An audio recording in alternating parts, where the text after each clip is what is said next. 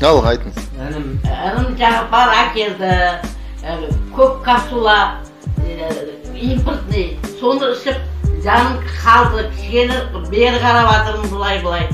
Енді Құдай қаласа бұдан да жүріп кетем. Айтқаныңыз келсін бар ғой. Қанша күнде аяғыңыз жетті? Қимыл жаңғырды. 10 күн, 2 күннен кейін жүрем. 2 күнде жыбырлады, е? Жыбырлады. Сосын?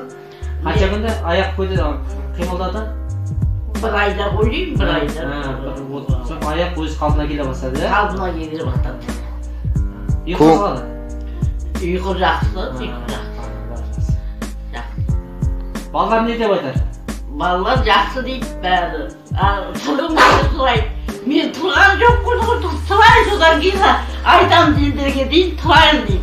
Әлі тұрған жоқпын дейін. Сөзіңіз өзгерді деп айтады ма, айтады ма? Өзгерді дейді. Неше жыл болды осымен жатқаныңызға? Жатқаныңыз қанша жыл болды? Жатқанымда 2 жыл.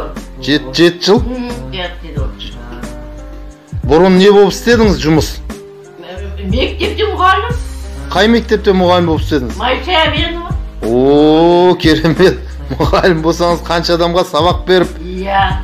осыншама еңбегіңіз кеткен екен ғой? Иә, кетті ғой еңбегім балалардың бәрі. Еңбегіңіз жемісін көрдіңіз, жақсы болып кетіңіз. Көңілге қалай, жақсы ма? Жақсы. Сосын аман сау тұрсам, жүрсем деген ойым бар енді. Алла соға жетсін. Оны Алла жетсін. Көңіліңіз қалай, көңіліңіз қалай? Жүрем деген ой бар ма? Ой бар. Жүрсем деймін да. Бұрынғыдан өзгеріс бар ғой? Бар.